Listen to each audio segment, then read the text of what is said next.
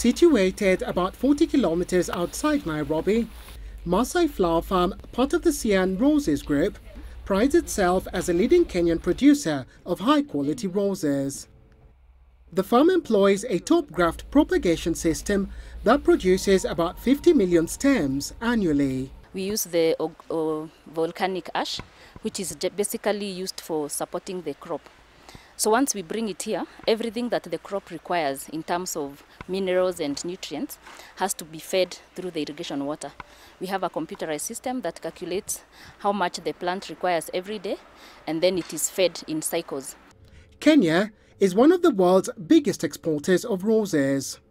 Flowers account for about 2% of the country's GDP, with the sector employing about 100,000 people directly and a further 400,000 indirectly. The sector was hit hard in 2016 when earnings fell sharply due to a weak euro and high costs. This year, the Kenya Flower Council projects a 30% increase in sales on account of a strong euro, the main currency used in trading flowers. We expect it to be better than last year. Most of their flowers end up in overseas markets, with Europe accounting for about 60% of production.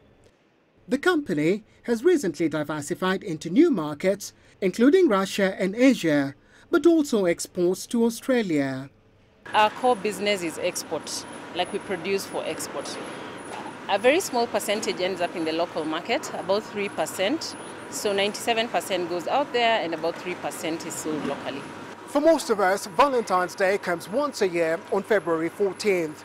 But for flower farms like Maasai, the Valentine season begins towards the end of January and goes all the way up until a week before Valentine's.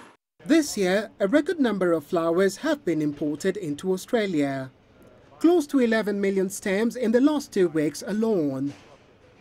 Of that number, 6.5 million flower stems were from Kenya, some of them from the Maasai Flower Farm.